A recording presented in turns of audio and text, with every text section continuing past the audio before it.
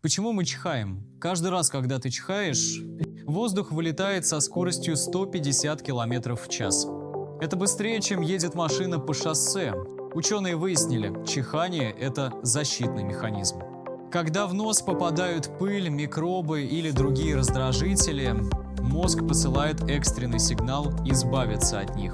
Подпишись на Галаксиум, завтра расскажу еще круче. Интересно, когда ты чихаешь, твои глаза автоматически закрываются. Это рефлекс, чтобы защитить глаза от микробов. А еще невозможно чихнуть с открытыми глазами, попробуй.